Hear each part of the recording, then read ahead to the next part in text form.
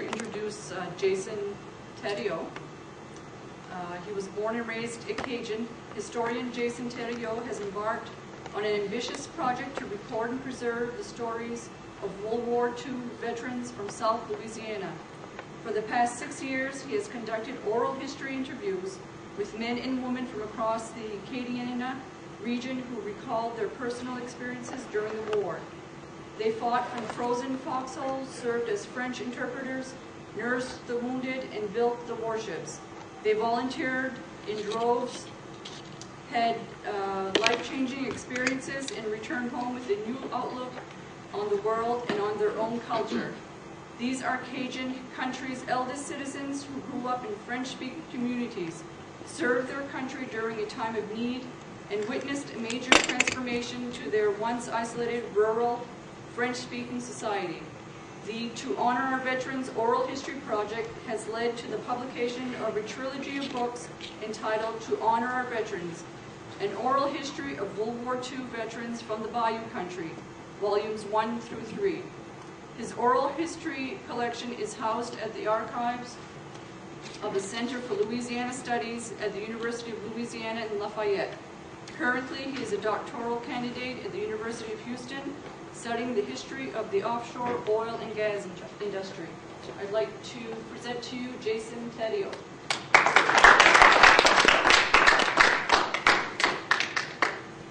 All right, folks.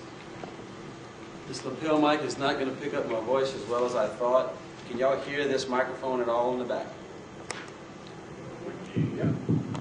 Okay. I'll just have to speak up a little bit louder, okay? If y'all have difficulty hearing me, just let me know. Just raise your hand and I'll speak up a little bit louder, okay? Okay. Sir? Sorry. Oh, no problem. I just thought you could hang it from your beard. Hang it from the beard, I can try that. I'll shave this morning, so that might not be appropriate. I want to thank everyone here for coming and spending at least an hour and a half this afternoon to hear about the research that I've been doing over the last 5 or 6 years. That's a big part of my life, and I always enjoy sharing it with others who have similar interests. So thank you all for spending the time. There's really a nice little treats here and some materials for y'all to look over and to take home with you. I'm a published author. I've written 3 books. I have a few books here. If y'all are interested, we can certainly talk about it after the presentation. Since there's a nice small group here, we should have plenty enough time for questions and answers. I'd like to give y'all all that opportunity after we're done here. If you have any specific questions, please feel free to raise your hand during the presentation. What we're going to do this afternoon is I have a slideshow presentation that will illustrate for you what I'll be speaking about, my research, the Cajuns of World War II. And what we're going to do is I'll talk a little bit about the background of the Oral History Project first, and then we'll display some slideshows, and I'll introduce you all to some of the Cajun GIs whom I've met over the years and who are a big part of this story and a big part of my research.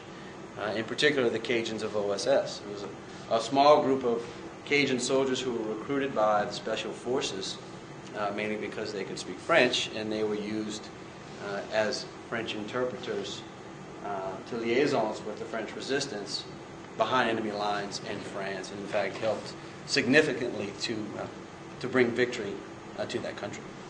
Okay? As stated before, this is the To Honor Our Veterans Oral History Project. And what I want to do is explain to y'all how I got involved with this. I'm a Cajun boy from South Louisiana. Grew up for 18 years in a little small town, moved on, went to college, and moved on to Houston, Texas to work in television radio. One of the major impacts that this project has had on me, of the many impacts, is that for so long, growing up in South Louisiana, unfortunately, a lot of what I'm going to show here to you folks today was not taught to the younger generations about our past, particularly our distant past, our connection with our Acadian ancestors not too far north from here, but also about World War II and the important contributions that those individuals served so many years ago. And definitely the local veterans who have for so long been forgotten about, and or now, at least in the past 10 years, are beginning to get some recognition. Okay, so to honor our Veterans Project, this was an idea that I had several years ago. What I wanted to do was to preserve my grandfather's stories. I'm a journalist by trade, so I thought that at least I had some writing skills to give a shot at writing a small book. But for so long, my grandfathers kept their World War II stories hidden and wouldn't talk about it for so many different reasons. So I approached my grandfather. His name is Jason Theriot from the small town of Chauvin, Louisiana. My direct descendant to Jean and Joseph Theriot from Beau Basin. So I approached my grandfather and I said, I have an idea for a book project. I want to interview you and your friends, and I want to talk about your World War II experiences, and I want to record it for posterity, for not only our family, but for future generations to understand the contributions of the men and women from this small community in South Louisiana during the Second World War. He said, Jason, that's a great idea. I'm on board. And I'm just not too sure how many veterans are left alive who would be willing to talk to us. I says, well, I tell you what, I'm going to do a little bit of research and I'm going to come back the following week. See, I lived in Houston, Texas. It's about a 4-hour drive. I did this 4-hour drive every week for about 3 years. So the drive from Manchester here last night in the dark of the night was absolutely no problem at all. no other cars on the road to speak of. Beautiful highways, by the way, much better than Texas and Louisiana. So anyway, so I found a book, okay? It was called The Honor Roll of Iberia Parish World War II Veterans. It was small biographies and photographs of about 1,200 veterans, men and women, no blacks, just the Caucasian, if you will, from Iberia Parish, and the local newspaper had printed this right after the war. So I thought, what a great way to get my research started. So I'll go to my grandfather the following week and I give him a book. And says, take a look at this. Tell me if you recognize any names, anyone still living who's healthy enough who'd be willing to speak with us. And I'll come back the following week and we can get started. So I did that, came back the following week. This is in the summer of 2001. So I came back and I said, so what do we got? He said, Jason, I got good news and bad news. The good news is I've got at least 50 names of people who I know that we can go talk to this weekend. See, the honor roll book, it was in alphabetical order. So he had gone through and he had recognized some names. He was a parishioner of the local Catholic Church, had been for 40 years, and was a well-known individual in the town. He says, the bad news is, Jason, of those 50 individuals, I only got through the B's. It was alphabetized. So that began our journey into this oral history project. We titled it the To Honor Our Veterans Oral History Project. That was in 2001. We started that day. Since that time, we've interviewed over 200 World War II veterans from South Louisiana. And the project just mushroomed to include much more than just the local community and his friends. It expanded into other parishes and other towns over the course of this year project. From this project, I wrote a 3-volume series on these Cajuns veterans' experiences in World War II. The first book was the Pacific War, so all the veterans who had experiences in that battle, in that campaign, are featured in the first volume. The Mediterranean is the second volume, and there's also a chapter in there on the women at war, the home front heroes that I say, the women and the men who also worked in the factories building the warships.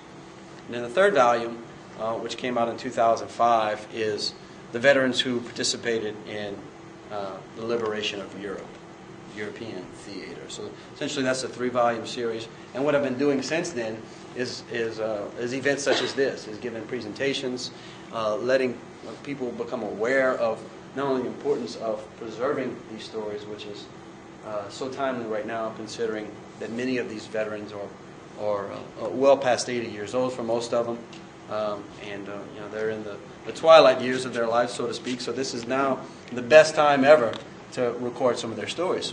And what's interesting, folks, is that we probably have a few World War II veterans in the room here with us today, but one of the amazing things that I discovered in the 200 or so interviews is that for the most part, I'd say 9 times out of 10, when we sat down, my grandfather came with me in most of these interviews, when we sat down to interview this veteran, that was the first time that they had ever talked to anyone about their World War II experience.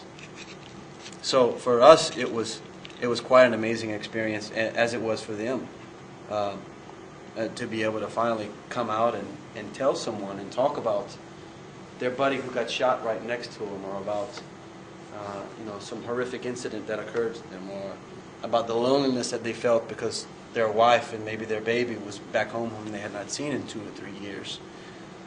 And some of the good time stories about the good friends that they met and the camaraderie that they had with some of their veterans, some of their brothers at arms also.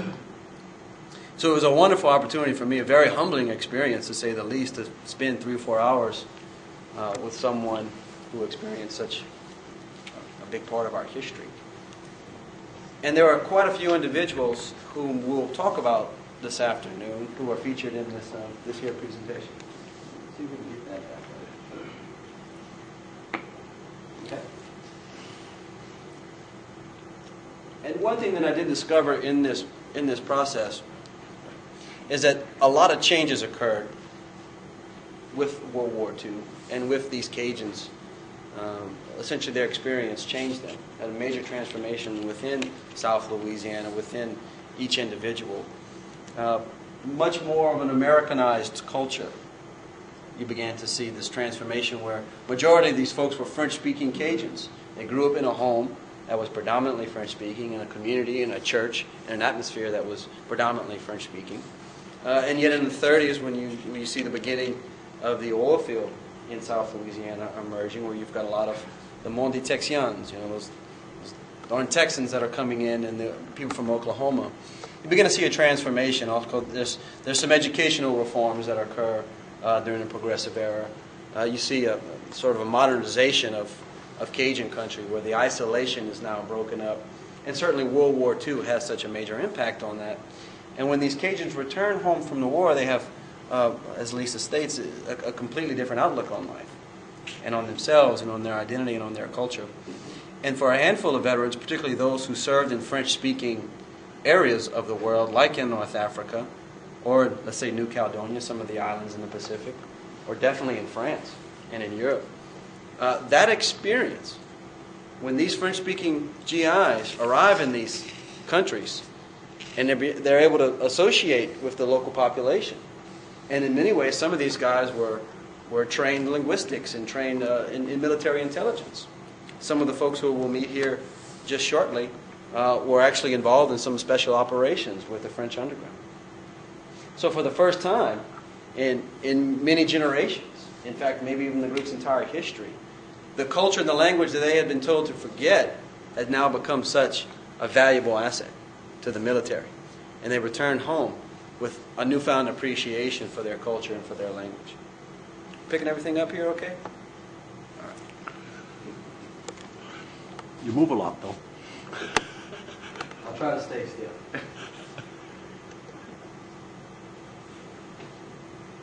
Here is a mural at the Acadian Memorial Museum in St. Martinville. If you're ever down in South Louisiana, I highly recommend at least a brief little stop in this wonderful dedication to the Cajun people, the Acadians, the exiles. And when you walk in, it's not your typical museum atmosphere. It's a somber feeling, to be quite honest with you. There's on one side of the wall is a list of all the names of the individuals who we have on record on the ships during the Grand Arrangement, the exile period. And those are the individuals who arrived in South Louisiana from 1765 or 63, to 85. On the other side of the wall of this memorial is this beautiful mural, and it's entitled "The Arrival of the Acadians." And in fact, when you sit down on one of the beautiful wooden benches at different parts of the day, you can hear reenactments of some of these individuals who are coming to South Louisiana for the first time, and what they're feeling and what they're seeing in this wilderness. And this is a clip from that. Let's see, Theriot fellow who is not a direct descendant of mine. He's another one. He's included on this. And what's interesting is on the back of this brochure of the Acadia Memorial, it's got every one of these individuals by name and someone who's actually on the other wall who had come and had been a big part of the development of the settlements, of the original Acadian settlements in South Louisiana. Okay, here's a map of what we refer to as Cajun country, right? Does everyone here knows what the term Cajun is? I'll assume. Okay, great. So Acadiana, as it was coined in the 1970s, is a 22-parish area of predominantly French-speaking French Louisiana, which not only is Acadian history, but also French Creole, Black Creoles, the French bourgeois who came later on. But the Acadians, because for so many reasons, but also because of their strong kinship ties, but their resilience in their own culture and their refusal to conform in so many ways, and in the intermarrying with other French cultures, these Acadians essentially they consume other cultures, right? And so let's say by the mid-19th century, a majority of the French-speaking Cajuns, or Acadians during this period, are essentially grouped into one ethnic race, French Louisiana. The term Cajun comes much later, during the Reconstruction period, as the Acadian elites, the ones who own majority of the property and the political leadership, and the politicians from North Louisiana outside the state, essentially term all French-speaking people in a derogatory term as Cajun. That's how the Anglos, that's how they pronounced Cajun, Cajuns. So this is the area, and I'll show you the area in blue are the parishes of the veterans whom I interviewed are from. New Iberia, Iberia Parish is number 8. It's essentially right here in the middle. Vermilion, Lafayette, St. Mary, Terrebonne Parish, and Lafourche Parish is down on the southeast end. So the Cajuns whom I interviewed for this oral history project are from those blue areas. It's essentially what we refer to as kind of the core area of French Louisiana, where there's still many folks, many Cajuns who speak the Cajun French language today. Not as many young folks like myself, but certainly those who have been around for much longer still speak that language. And of course the Acadian flag that was adopted in the 70s also. As I was saying, there's several individuals whom we met, very interesting folks, people who have lived through the last 60 years. They've seen the space age, the coming of computers, the modernization of South Louisiana, essentially. But yet many of them still cling to their traditional ways of life, which is so very important to us in South Louisiana. And one of those ethnic pieces is, of course, the language. This is a group of individuals right here who are from a National Guard battalion from the towns of New Iberia, Lafayette, St. Martinville, and 2 or 3 others. These guys joined up the National Guard in 1940, most of them in 1940. The Guard, during that period before the war, was for many guys an opportunity to not only earn a paycheck, and this is post-Depression era where there weren't as many jobs locally as had been before the Depression, but it was also an opportunity for these guys to meet on a regular basis and to kind of share a male bonding experience. They had once a month, training sessions, and they trained locally. And in 1940, President Roosevelt federalizes the National Guard, and these guys are all mustered up and sent to training in Camp Blanding, Florida. An entire regiment, 156th Regiment, which is a few thousand troops. These guys right here are from, if I'm not mistaken, this is the New Iberia Battalion, which was, the New Iberia Company, which of the 4 or 5 companies, all of those guys in this battalion, 95% of them spoke French. And you can see some of the names here. Valenti, Landry, Barrette, Broussard, Segura, which is Spanish, but Roncenet, Lagrange, and Duron. So these are some of the guys. These are some of the names that you also find on the list of Acadian exiles on the Acadian mural. So these guys, they join up and they're sent to Camp Landing for a year of training. And then they're sent to Camp Bowie, Texas, just after Pearl Harbor in early 1942 for advanced infantry training. And it was expressed upon them that you guys are going to be at the forefront.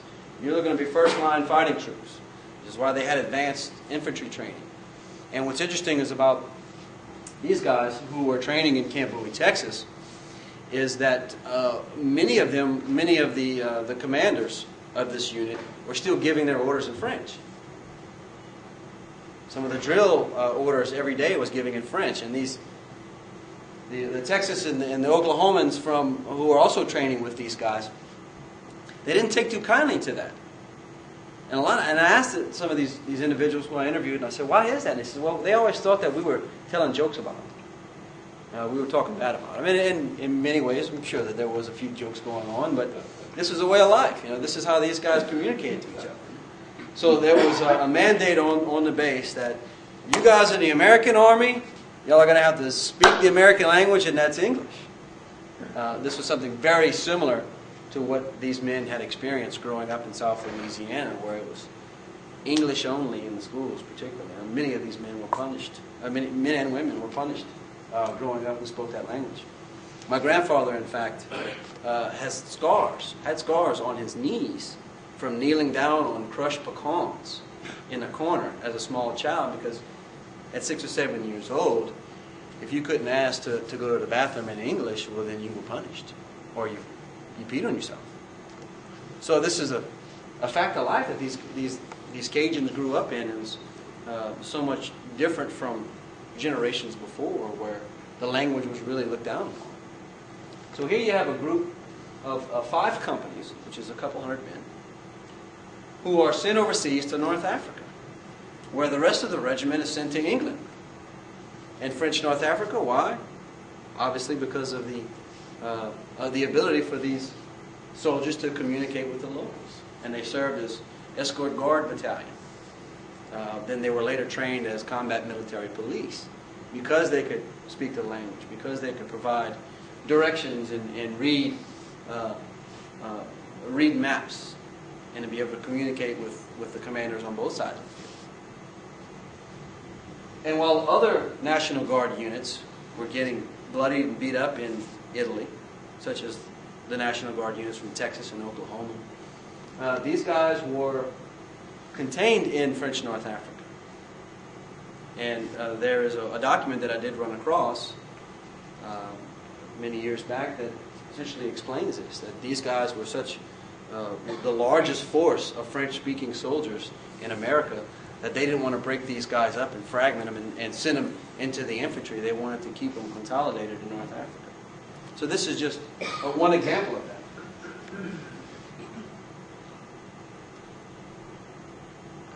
Okay, now before we get into this next group of individuals, I want to set this up properly.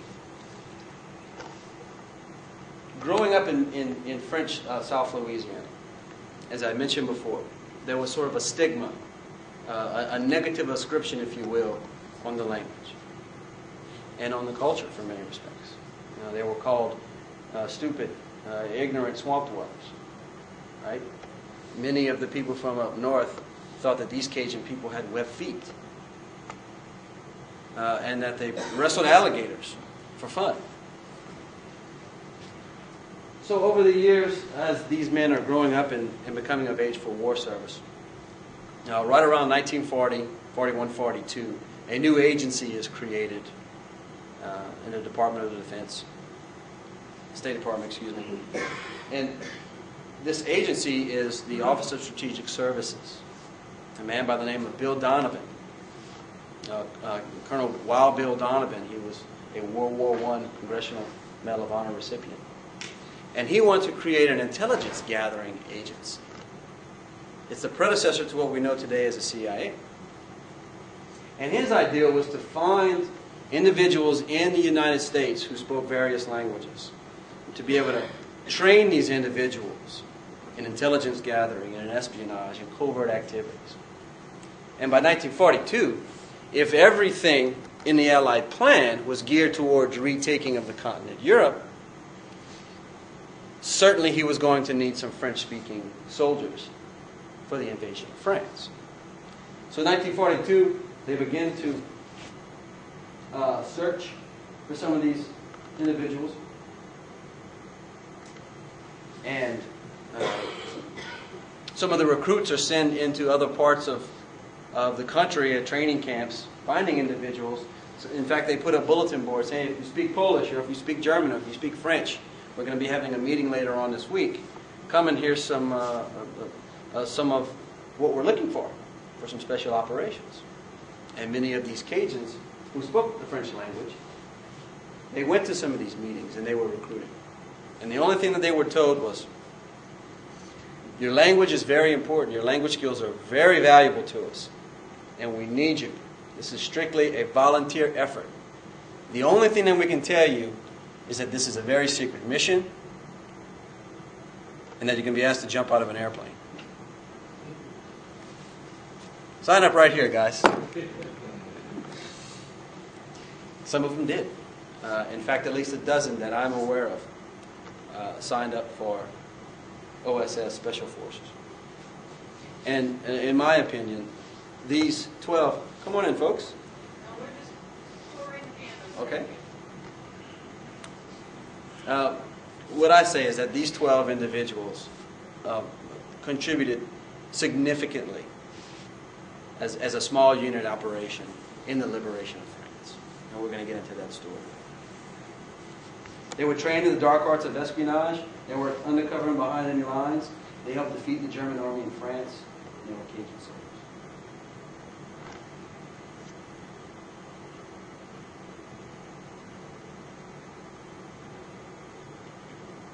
I want y'all to remember that. That's why I'm leaving it up so long. So it all begins on June 6, 1944. The invasion of Normandy, the retaking of France. I'm going to explain to you why these groups of Cajuns of OSS, and in fact the entire OSS group, were so valuable to this operation. Do we have any World War II veterans in the audience? Do we have someone from Europe who was there? Yeah. That's right. You were giving cookies to the GIs as they were. You were giving the cookies, and they were giving you some gum. Oh, okay. You from the Netherlands? Is that right? Okay. Well, as I stated before, as all focused was on the retaking of continental Europe, the beginning plan for that, for Eisenhower and Supreme Command, was an invasion of northwest France. Right? The Allies knew it. The Axis powers knew it. Hitler and his commanders knew it. That at some time in 1944, an invasion was going to occur. But only the Allies, and a few of them in particular, knew when and where. Hitler's plan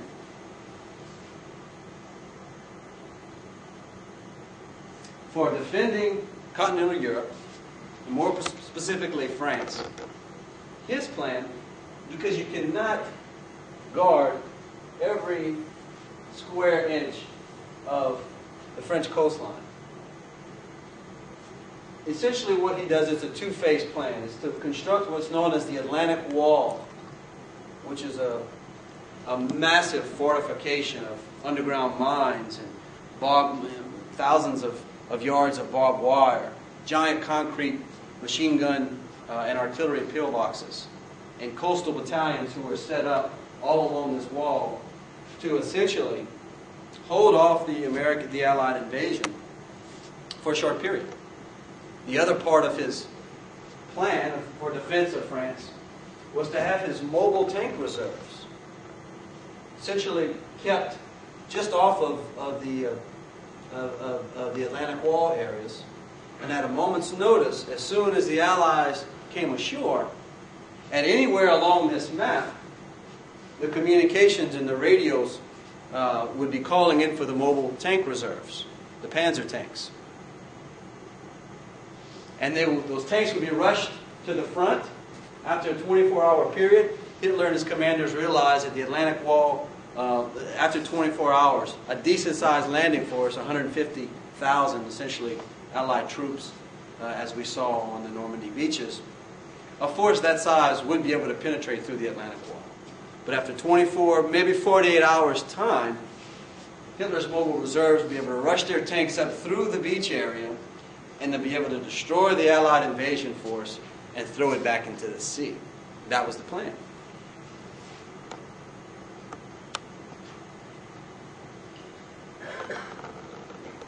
Okay. Eisenhower's plan was for deception. What he did is he created a fictitious army group. It was known as FUSAG, the first U.S. Army group. It did not exist.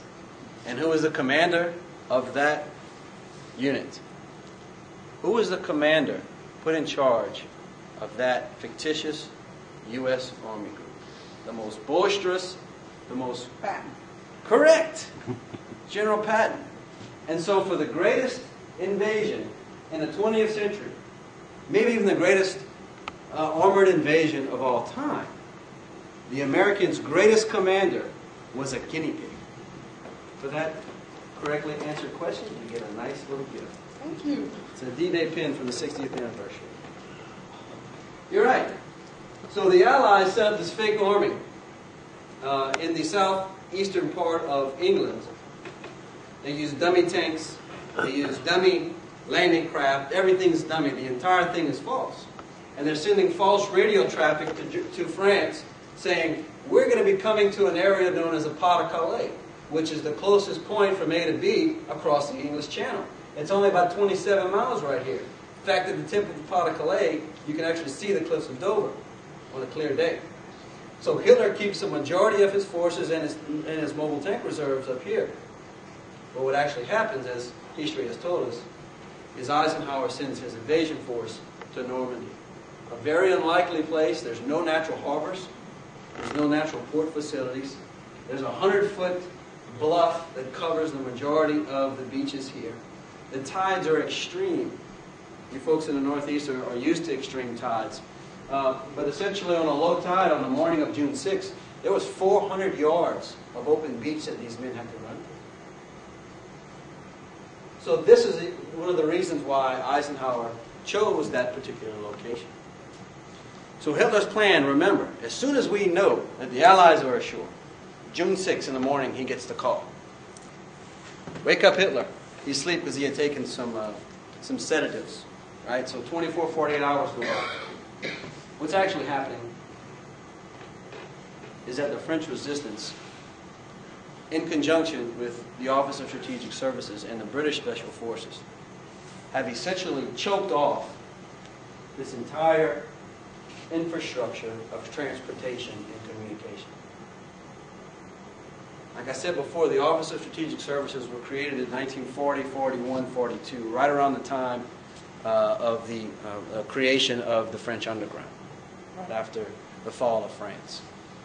So for years, the French resistance had been building, planning, and preparing for this moment in time. And some of us may be familiar with the BBC radio traffic that was going on, that was sending out code messages. Jean has a long moustache, which was a code word which meant something to one particular group. Okay? So on the days and weeks leading up to this event, there's all kind of radio traffic going across, all in French, which means something to various groups. 250,000 men and women underground army sets out on this particular date, on June 6th, to destroy all of the bridges, all of the railroad traffic, as much infrastructure as they possibly can, and destroy all of the telephone and radio communication, which that is all part of Hitler's plan, was to be able to use all of that infrastructure to send his forces to defeat the Allies at home.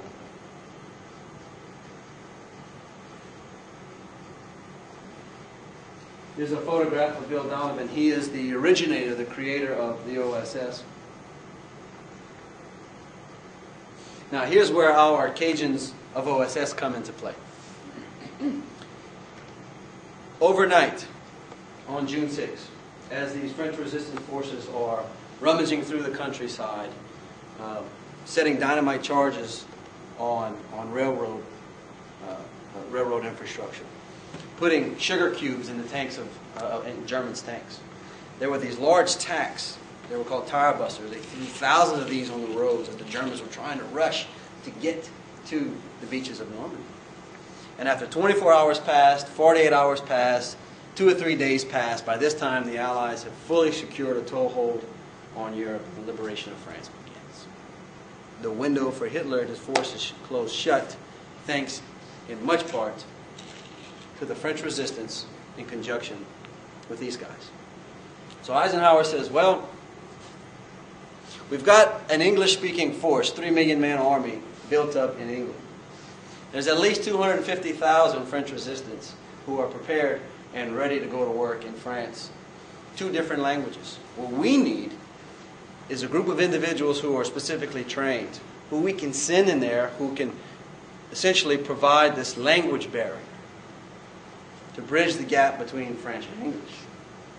And this is one of the main characteristics of the Cajuns of OSS, of the Office of Strategic Services and Special Forces in general. Some of the qualifications: you have to volunteer, you have to be physically fit, communication skills, and for this group in particular, you had to be able to speak French. Training begins in 1943 in Washington, D.C. at Camp David. And they go through all of this really strenuous types of training comparable to that of, let's say, the Rangers or the paratroopers. Various types of foreign and domestic weapons, sabotage techniques, a lot of mind skills. They would spend 24 hours being interrogated to make sure that they wouldn't give up their identity if they were captured. Right? So this is all going on in the United States. Here's just some photographs of these men. They were experts at everything: field arms, radios. This is something very interesting. OSS hires some French officers to come into Camp David to teach these guys the proper dialects of the areas which they may be operating in. You know, in France, there are different groups that speak a sort of different dialect, as with any country. And so these guys came in, and their job was to teach them certain mannerisms of the French people.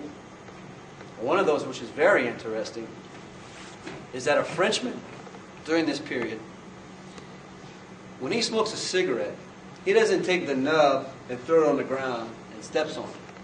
If you're a Frenchman and you smoked, and most of them did, you smoked that cigarette to the bare nub. When there was nothing left, you took a toothpick and you finished it off. So if you were a Frenchman, or if you were trying to disguise yourself as a Frenchman and you smoked, your fingernails and your fingertips and your teeth had better be brown to be able to convince the German otherwise. Another interesting thing about these different mannerisms is that a Frenchman from France eats his soup differently from an American. A Cajun who eats his gumbo, when he gets to the end of it, he'll tilt the gumbo to the side and scoop up this way with his spoon. What I normally do is just pick it up and... But a Frenchman, what he does is he picks up the bowl from the front, tilts it up, and scoops his soup out this way. So there were all these different little weird mannerisms and patois. That's how you eat your soup in Europe? But then also how sometimes they were caught by the Germans, not necessarily just the French troops, but the Americans, was they didn't eat with a fork and a knife. Correct. They would just forget. And then that automatically, here's a spy. And another interesting thing that they were taught is that when you're deployed into an area, or you parachute into an area, or you move across the lines, and if you're looking for a French agent, and that's what these guys did. They had a name in their pocket, a code name, and an area on a map, and they parachuted into an area. And there was some communication between the BBC and the French resistance. A French resistance a fighter would come out, meet the American, and bring him to meet the chief or the leader of that particular region. And then they would conversate, okay, what do you need? Well, I need arms, I need money, and okay, what do you need? Well, I need you guys to take out these 2 bridges by 8 a.m. tomorrow morning. Can you do that? We've got some bombers coming over, and there's a whole gang of tanks that are going to be moving over through. So this was the communication, basically. One of the things is that when these Cajuns went into, let's say, a restaurant or a bar in France, if everything looked completely normal, like you folks sitting here, enjoying a wonderful presentation, I hope, and some of the nice food and beverages that our gracious hosts have provided. Sitting here, just kind of nonchalant, enjoying your afternoon. If everything looked normal, then something was wrong. Then there was either a spy, a Nazi agent, or a Nazi sympathizer in the room. But if you walked in and over in the corner you had 3 guys who had their collars up like this, which looks completely odd, sitting over here, having some coffee or a beer or playing cards, then that was an indication to these Special Forces guys that all's clear in the room or in the community. That it was okay to come in and introduce yourself and say, yeah, I want to order a Hefeweizen or whatever, and maybe that was the code word at the time, and then they would conduct liaisons from that period forward. Majority of these guys are sent to England where their training is completed by British secret agents, and they learn special espionage tactics. The British were pros at this, by the way. They've been doing this for centuries. Okay, the American Secretary of State during the war says, Americans, we just don't read we don't read the next door neighbor's mail. That's not something we do. We don't participate in sort of this espionage. Ben Franklin was somewhat different in that respect, but nevertheless, the British were pros at this. So these Americans were taught various techniques of how to breaking and entering, how to pick a lock, the types of how to make fake documents, these kinds of things. And of course, they received their paratroop wings after 5 jumps. Okay? I'm going to run through this real quick. You're welcome to read sort of the description of each, but like I said, I'll go through because there was 3 main groups that I want you to be aware of. There were the Jedburghs, which was a small 3-man unit.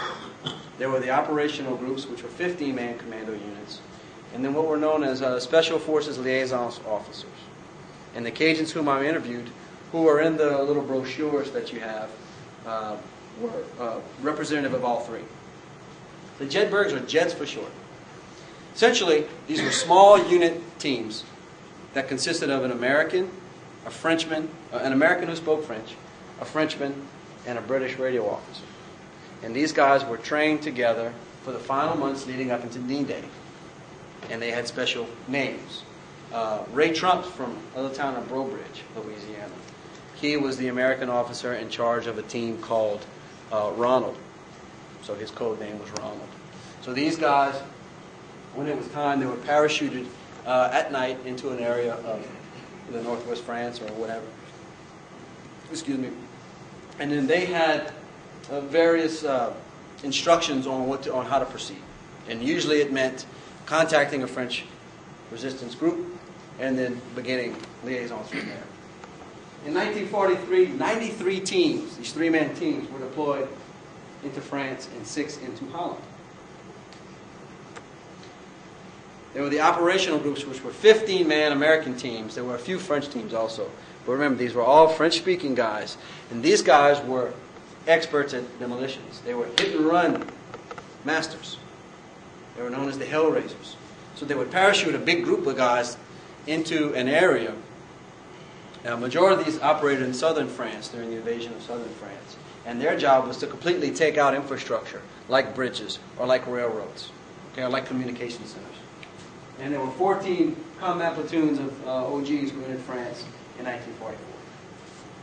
There were also these Special Forces detachments. What Eisenhower realized is that as soon as the Americans land, as the Allies land in France, we're going to need to have units, French-speaking personnel, particularly officers, who will be able to ride alongside with these units, with the Allied units, the Allied mobile units, and to be able to meet and communicate and to facilitate the needs with some of the French resistance forces.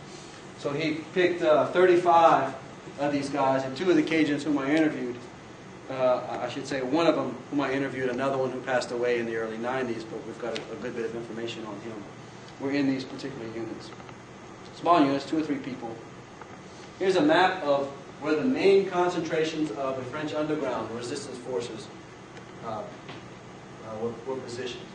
Brittany, we're going to talk a little bit about this because this was the cornerstone of Special Forces operations during the war. Here's one of them, Sam Broussard. Sam Broussard is a legend in South Louisiana. He was in politics. He owned an international trucking company.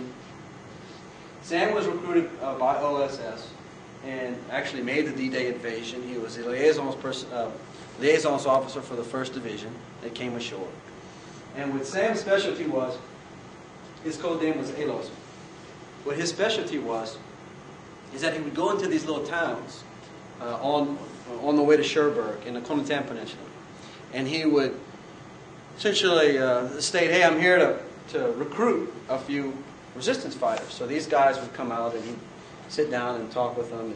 Where are you from? Okay, what have you seen? And then these Frenchmen would say, well, I know on a map right here, in fact, behind my cousin's house is a German tank that's hidden in a barn. And on the other side of the canal such and such, there's a German minefield. And so essentially that's what he was doing, was just digging up intelligence because he could speak the language. And then he was pairing up these individuals who were born and raised in these French communities with the Allied forces that were moving through the Connetan Peninsula, later on in Brittany, and then of course the big sweeping thrust across East France. Here's a photograph. I'm not sure if this is Sam. This was in his collection. But here's a wonderful photograph of a group of French resistance fighters who were lining up for inspection. And this is one of the things that these guys would do is when they would come into a small town, they would meet with the chief and then shake hands, maybe have some calvados or cognac or what have you, and then they would talk about important matters of the day. Usually for the French leader would be, what are the Americans going to pay us? Because a lot of these guys parachuted with French money in their pouches because these French resistance fighters needed to be paid, right? Ammunitions, weapons, demolitions, heavy arms, these types of equipment also was parachuted in along with the Special Forces agents. So here's just an example of typically what would happen as a Cajun OSS agent was arrive, conducted an inspection of these fighters, and one soldier, one commander from a unit that actually participated in taking the Cherbourg Peninsula stated, these Frenchmen, we keep giving them guns and they keep bringing back dead Germans. So they were ruthless in many ways. We'll breeze through this right quick. Here's Normandy. There's the beaches where the Allies landed. And as you can see, all the many rivers and the infrastructure. June, July, into early August as the Allies are pushing forward. And all through this time, these French resistance are in these areas operating, sabotaging German transportation, communication, attacking actual German units, and all the while you've got 3 or 4 Americans who operated with them. In August, General Patton, his Third Army, becomes mobilized. And that's when the real fun begins, right? I mentioned this fellow earlier, Colonel Ray Trumps, passed away not too long ago, 30 years in military intelligence. He was from Robridge, grew up just a poor old Cajun, didn't speak a lick of English. He was in fact the youngest of the Jeds. And he told me in an interview, he says, Jason, he says, when we got to D.C., majority of these guys were Ivy Leaguers. They were from the Harvards and the Yales and the Princetons, like Aaron Banks and William Colby, who was a former CIA director, and some of the big names in Central Intelligence over the years. He says, but you know what? He said, I spoke French better than they did. He said, that's one of the reasons why he had such success is because a lot of the older guys, they helped him along because he was so young. he claims that helped him out later on. He parachutes into an area of Brittany.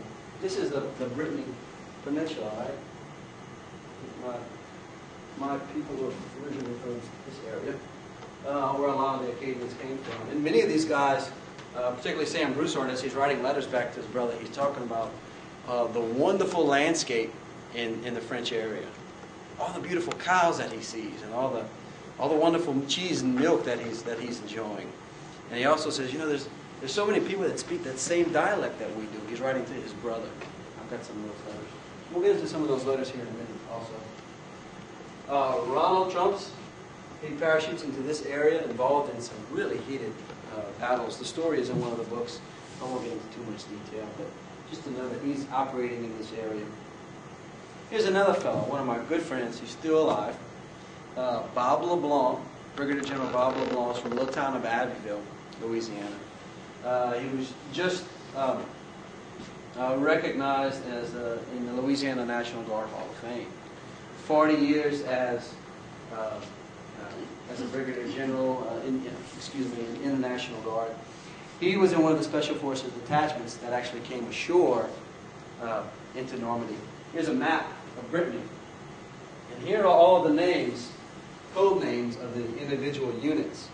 And then you've got the names of the American, the Frenchman, and the British. I believe their ALOs, you'll see Colonel Eon, Colonel Perry, and Major Broussard, Commandant Broussard, which would be Sam Broussard. So these are the areas. As you can see, there are many groups that have parachuted into Brittany to rendezvous with the resistance. There were 50,000 Germans who occupied Brittany. And the idea was to essentially establish a major port for the Allies, an unloading facility here in Brest. And there was a major railroad network that went from Rennes all the way up to Brest area. And so as these units are parachuting, they're coordinating activities with the resistance to destroy the Germans at every turn. Third Army advances across France, the longest sustained drive in the history of warfare. Right? That's what the historians tell us. That's what Patton says. That's what he boasts about. What they fail to mention is that ahead of Patton's Third Army, or the Special Forces and the resistance operations, who are blowing up the bridges and coordinating all of these the sabotage incidences all along this road of traffic.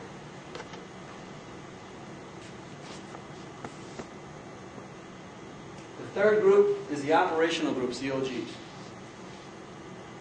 One of the groups that I interviewed was a fellow by the name of Roy Ormentar and Claude Galley. Okay?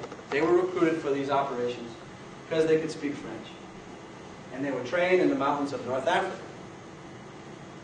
And in North Africa, they learned how to parachute, they learned how to live off the land, because they were going to be parachuted into these mountainous areas of southern France, where they were going to have to live for several weeks without support. When they landed to these areas, I'll tell you an interesting story about Galley.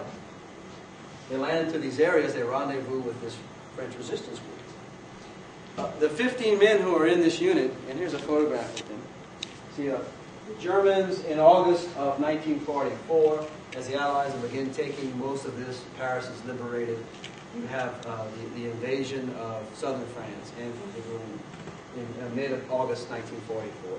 And essentially, the operational groups were designed to land in these areas to attack the Germans and to stop them from escaping either into neutral Spain or to move back into the heart of France. So that was their job, was to do that. Here's a photograph.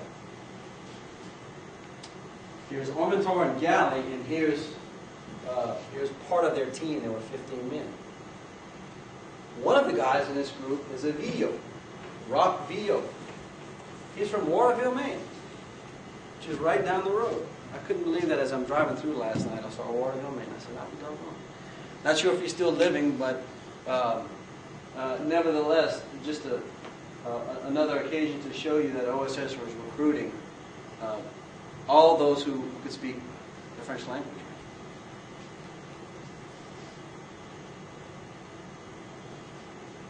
So 2 weeks after they landed and they're conducting their operations, they lived with a group of French resistance fighters.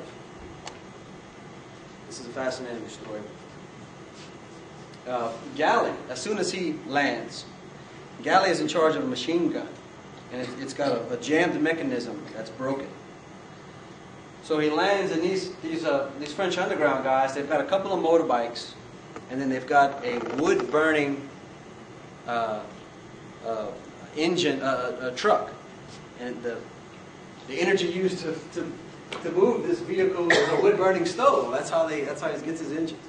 So they have this beat-up old truck and a couple of motorbikes. So his commander says, I need you to fix that machine gun because we're going to need it.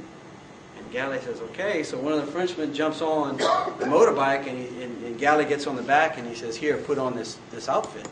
It's an outfit for a Frenchman. He takes off his hat, puts on a little chapeau, and they head off. Maybe 10 or 12 miles down the road, and he takes him to a blacksmith. And on the way there, the Frenchman tells him, he says, look, there's going to be a group of Germans who are stationed off in this area. As we drive by, just wave your hand and smile. And so Galley's, he's this old Cajun from the bayous of Montague, South Louisiana, and Lafourche. Never been probably 10 miles outside of his homeland all the years growing up. Was not an educated man. Probably was, had an education up to the 4th or 5th grade, but grew up fishing and trapping all of his life. Spoke broken English, and very backwoods Cajun French. So he's riding on a bike, and sure enough, he passes by, and he waves to the Germans, and they wave. They've seen this Frenchman coming back and forth, farmer by day, underground resistance fighter by night kind of deal. And he goes to the blacksmith, and sure enough, the blacksmith fixes whatever little mechanism part that he had on his gun. And on the way back, he's riding back again. He says, go ahead and wave. And there's Galley, a Cajun from South Louisiana, dressed up as a Frenchman, waving to the Germans. So for 2 weeks, they conducted operations with these guys. And there was one memorable incident. Galley has a few fingers missing and had the back of his heel blown off. And like I mentioned before, these were hit-and-run guys. And what they wanted to do was to set up an ambush. And they were setting up some charges. And in fact, they were ambushed by a German company. And it was a massive firefight. And the platoon, the leader of this unit, one of the officers, was a fellow by the name of Swank. And he got on a machine gun and began holding off the Germans as they're assaulting this unit. And then Galley is also on the other side of one of those trucks, as I mentioned, who's also shooting at the Germans, while the rest of the American team and the French resistance flee into the wilderness. Well, Swank is gunned down. And this is right in front of all of the French resistance that are watching this. And they're taking off.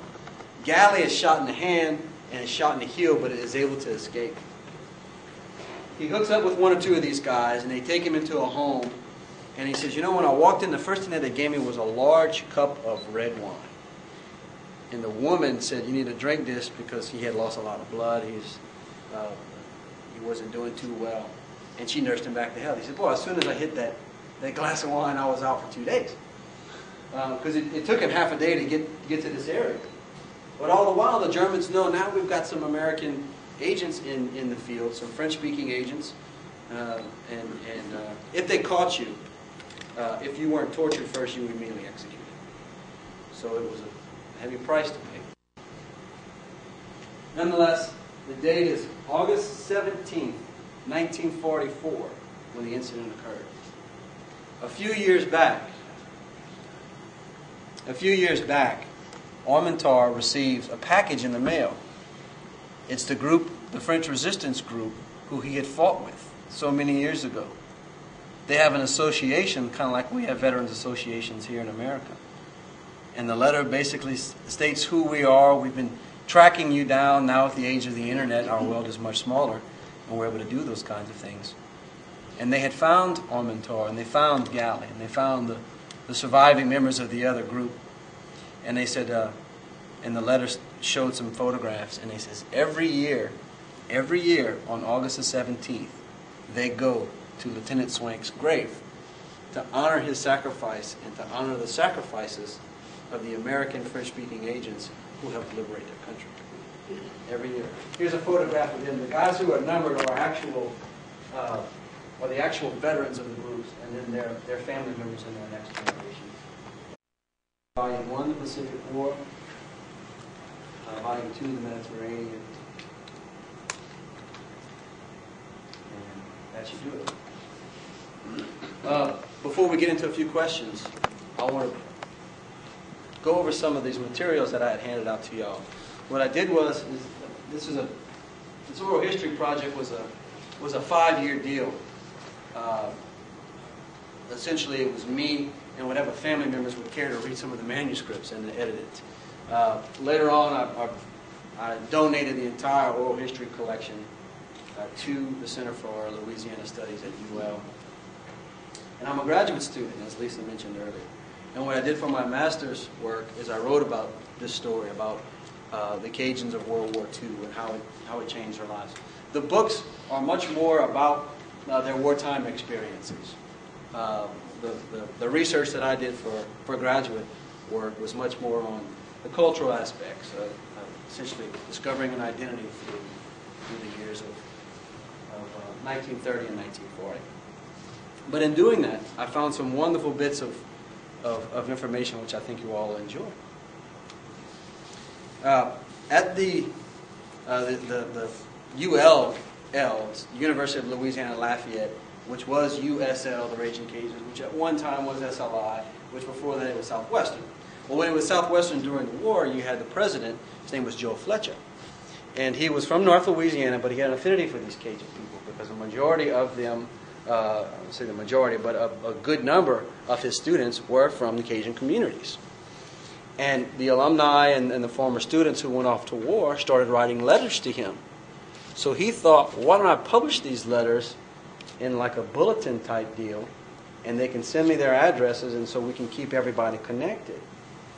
So I found out that these letters are still housed in the special collections at the university, and I started digging through them, and I tell you what, it was absolutely amazing to read some of these stories. And the archivist there, who turned me on to this, he said, Jason, no one has looked at this information before. There's over 500 letters of these people. And if you look at one, let's see, this one's from a Doucet, from somewhere in France in 1944, and he says, he's talking to his professor in the second paragraph, my knowledge of French language surely has stood me in good stead since I've been in France.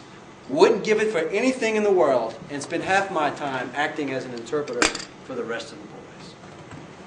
Frenchie was the nickname that majority of these folks, probably not in South Louisiana solely, but all throughout the country as these American soldiers who, for whatever strange reason, spoke a bit of the French. Either they were descendants of those from Quebec or Acadian exiles, what have you.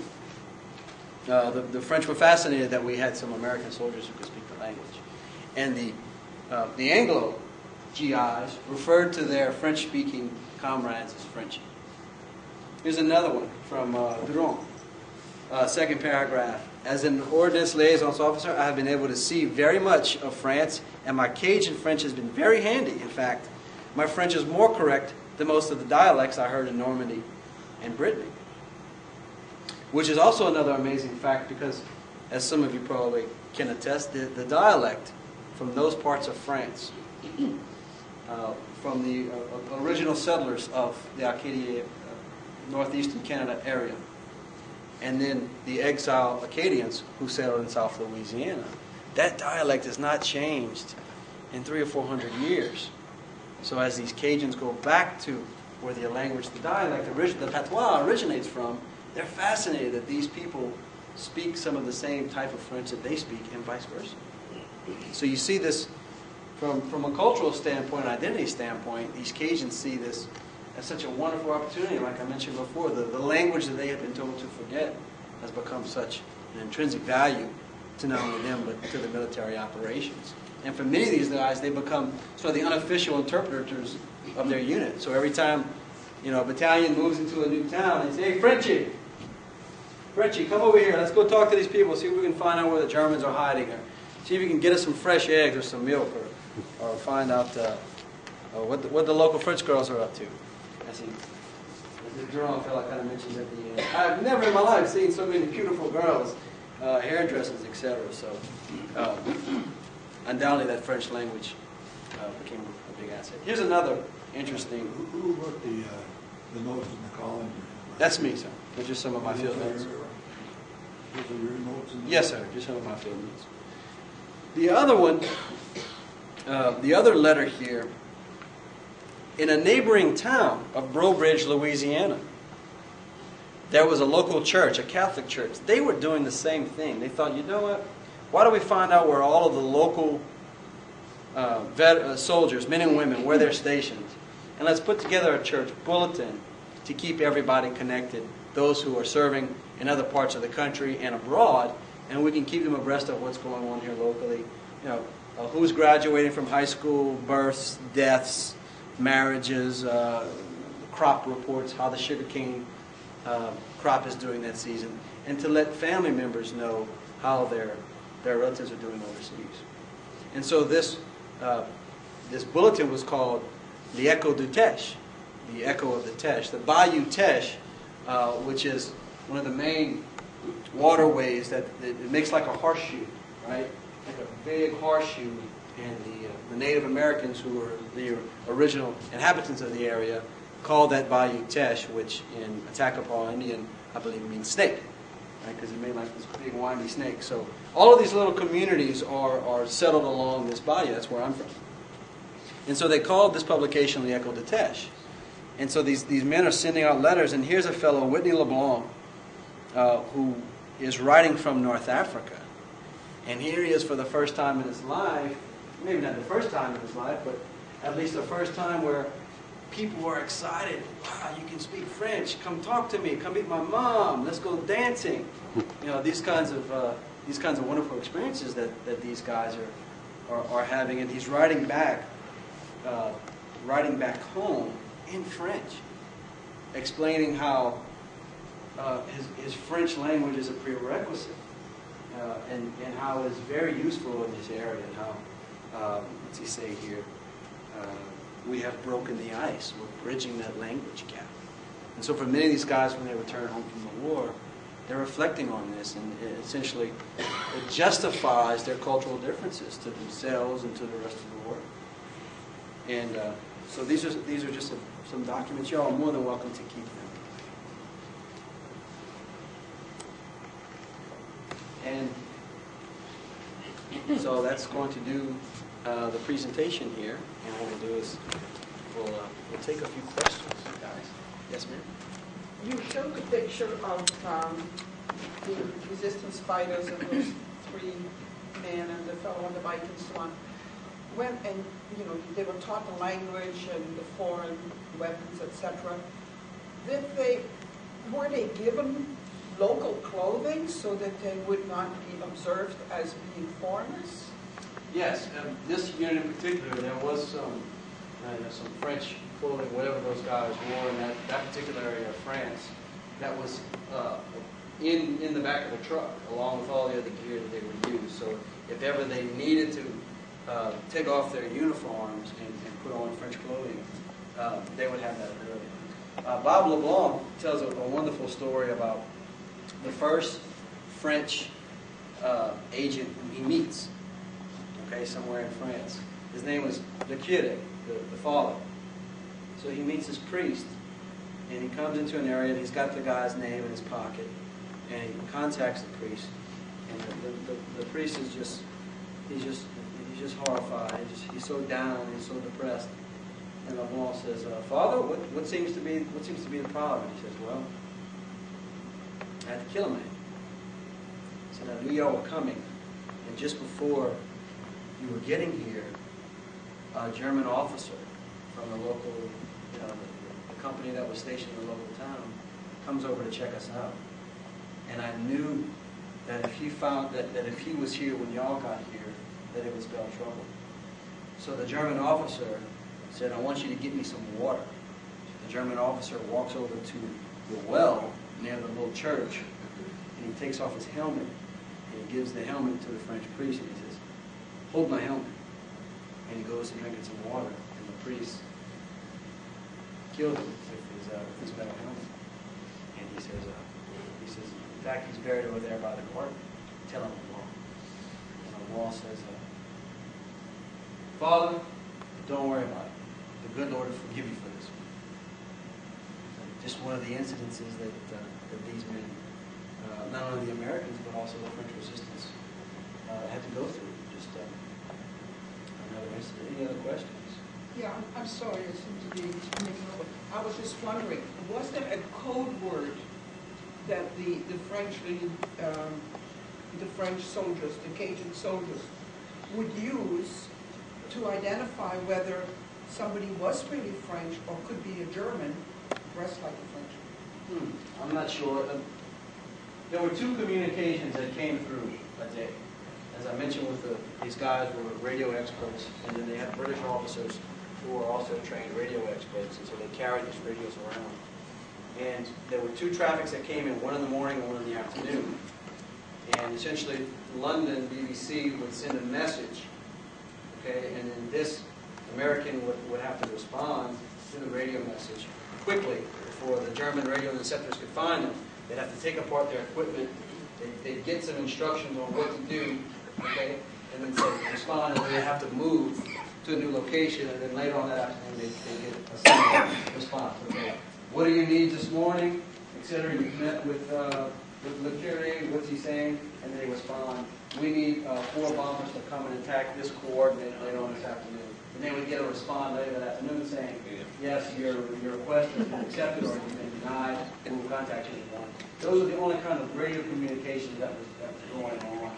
But between each other, no, not that I'm aware of. But what they did in Holland, you see, the Dutch have a G in words, or SCH, that is, the Germans call that an exercise in throat clearing. They can't do it. And so if they wanted to know whether you were Dutch or whether there was a German who had infiltrated, they would have him say those 2 words.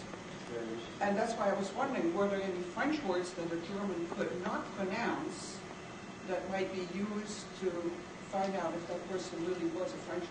I never ran across that, but I would be surprised. That would be something to do out. Anybody else? Yes, sir. Did you go to France? Forgive me if you've already told us this, but did your research take you to France to research any of this I person? can't say that my research took me there. What was the question? Oh, sure. He asked if I had done any research in France. Did you visit Europe? Did I visit? I went for the 60th anniversary of the Normandy invasion. Yeah, and there's a Cajun who's buried at the Normandy American Cemetery. And I interviewed the guy who was right next to him when he was killed.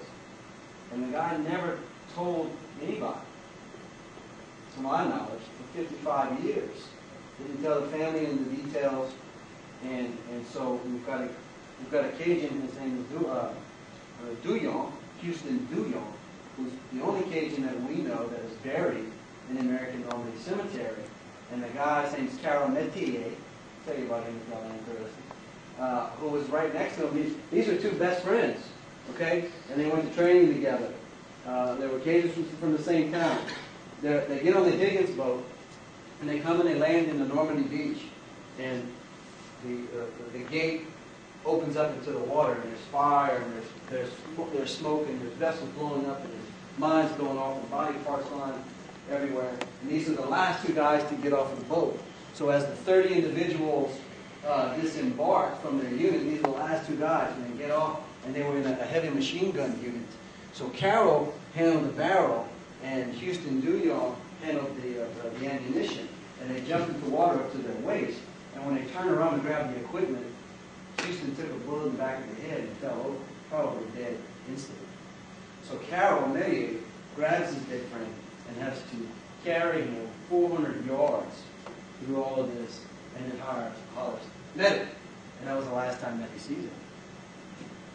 So about 2 years before the 60th anniversary, a fellow historian and myself, we wanted to do something to honor this man, the man who's buried there, Houston Douillon, and whatever family members are remaining.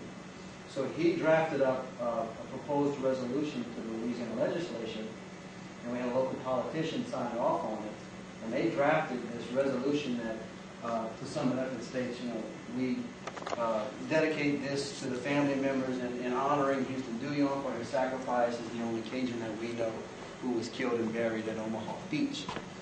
And what I did, my part of the deal, we were talking about having a wreath-laying ceremony at his gravesite.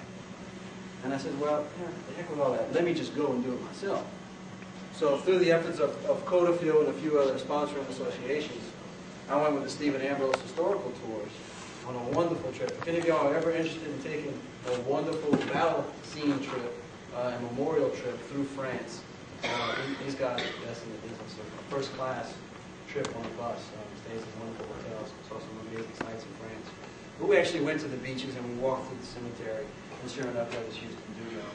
And laid a wreath next to his gravesite. And one of the fellows who was with me, who couldn't be with us today, he lives in Vermont, and I actually invited him. Haven't heard from him in a couple of weeks. Which is usually not a good sign.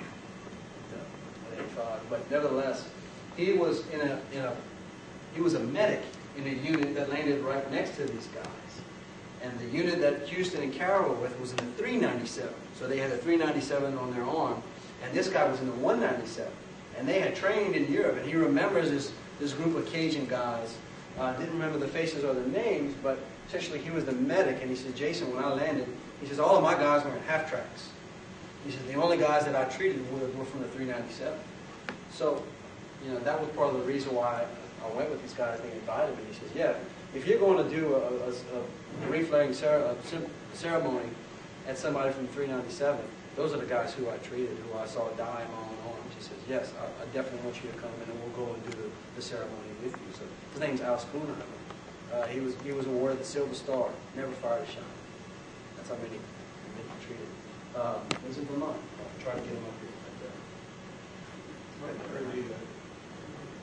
Yes, sir. What were these groups put into place in France?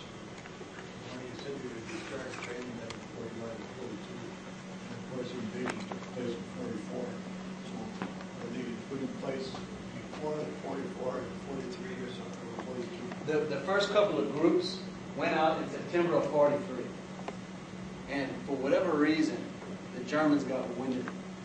And they went through this town where the Americans had parachuted.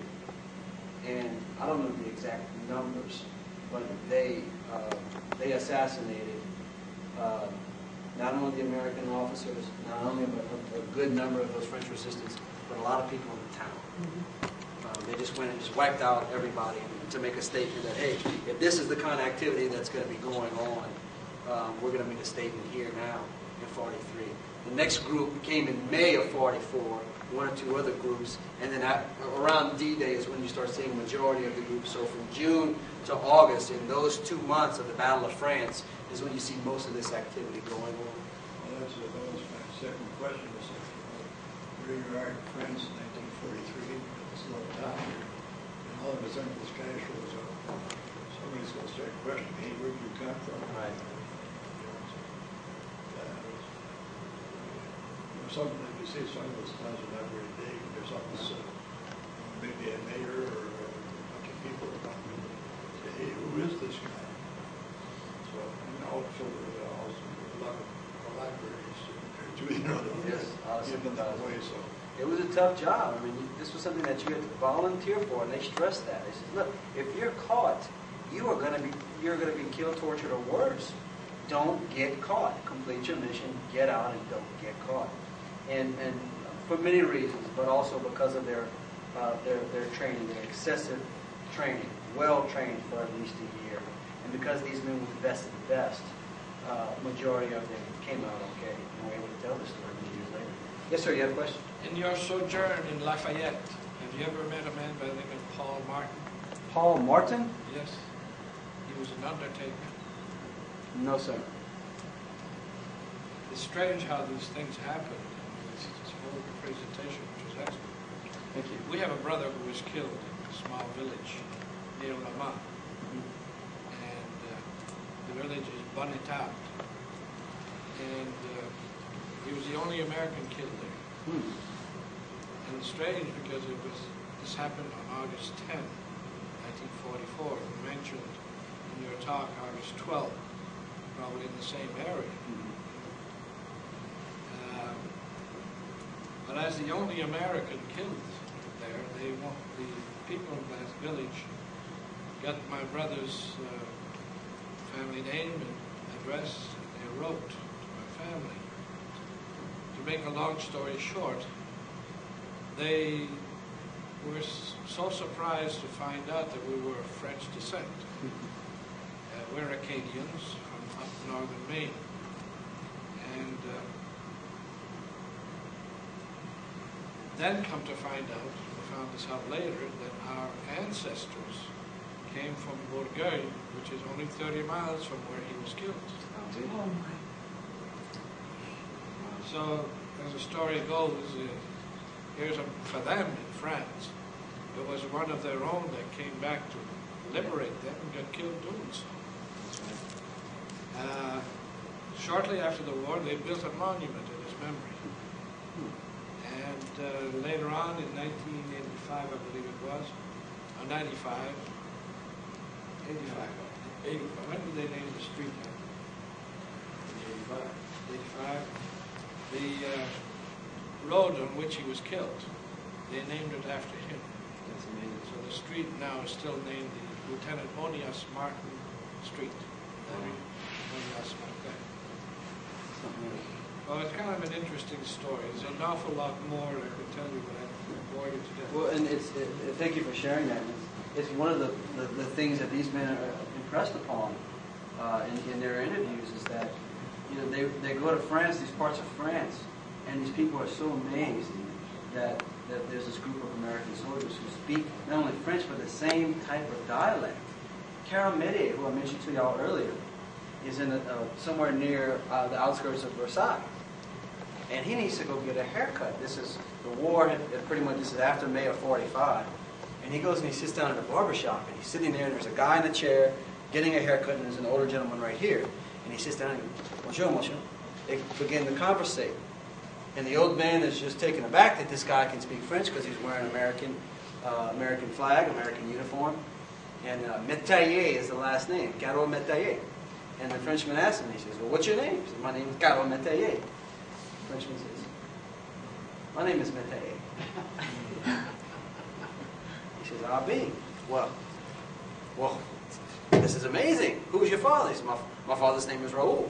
And the old man says, however they spelled it, he says, "My dad's name was Raoul Métayer." So there you go again. It's just such a small world, really. You know, that this guy not only met a Métayer, but someone who shares their, two men whose fathers were the same name. What's interesting is that in a lot of the letters that I've read, is as these Cajuns, not just in France, but in the smallest island in the middle of the Pacific.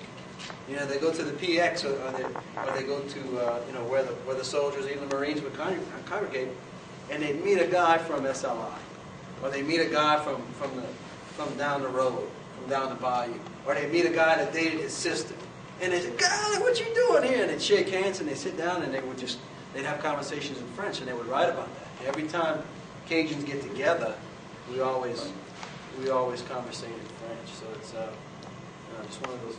What a representation of Acadians, up in northern Maine and the St. John Valley, Yes, and in New Brunswick and Nova Scotia. There's Yes. still quite a few Acadians, and those were Acadian stock. I'm proud of it. Well, I met two individuals today who are, it's their mission to bridge those two communities and those two peoples and those two groups and those two histories. These two individuals right here, the Franco-American Center, who are doing a pretty good job of trying to tell that story. And I want to thank both of you for having me here today. It's been quite an honor. Thank you. Thank you.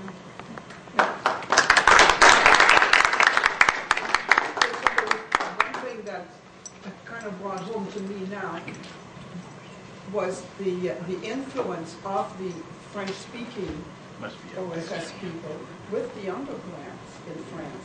Because when I looked at the map, where you said August 17, 1944, they're still there in northern France, not too far from where they landed. And it was less than a month later that we in the Netherlands, where I lived, were liberated. So, the the underground, even in Belgium, because in Belgium they speak French too. And where I grew up, I mean, my grandparents spoke fluent French. You know, there was a lot of French. But it's amazing, it seems, that the cooperation between the local people, the underground, and the ones who came and were able to converse with them. Because it's amazing that they managed to get from France through Belgium to Holland in less than a month.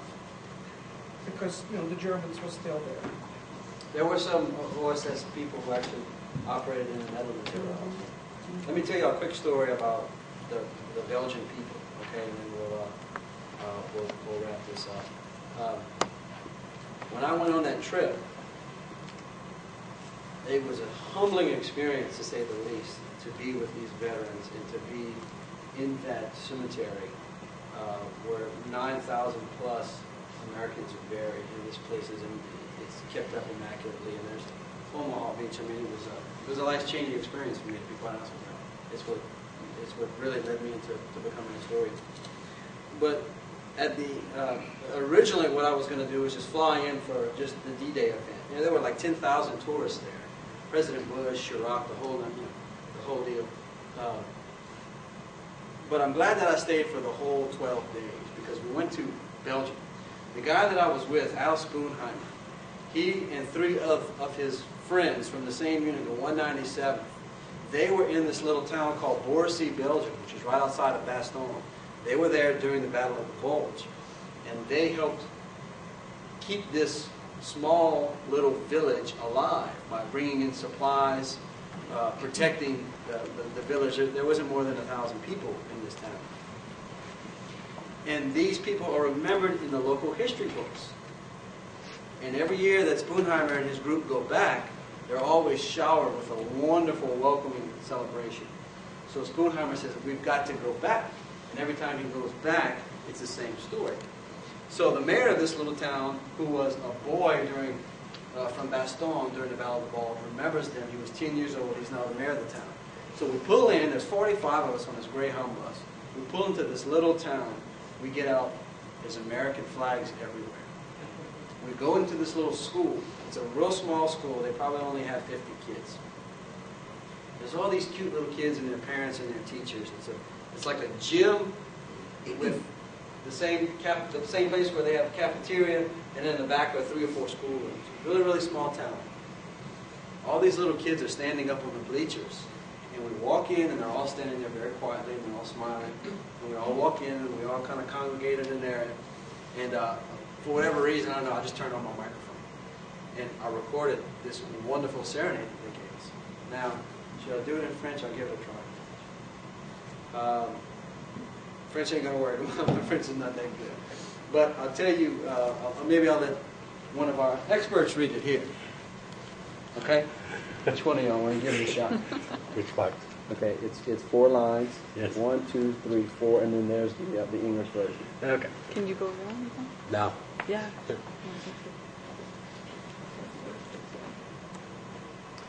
Un ami pour arpenter la route, a friend to make strides with down the way, et garder la chaleur de sa main dans ma main, and to keep the warmth of his hand in mine. Un ami pour rester à l'écoute, a friend to listen to, et construire avec lui un chemin, and to build with him a road. So this is the song that they were singing to us. And I didn't know what they were saying, and probably half of the people with us didn't know what they were saying. But there wasn't a dry eye in the room after these beautiful little kids. Some of them were wearing bandanas that had American flags.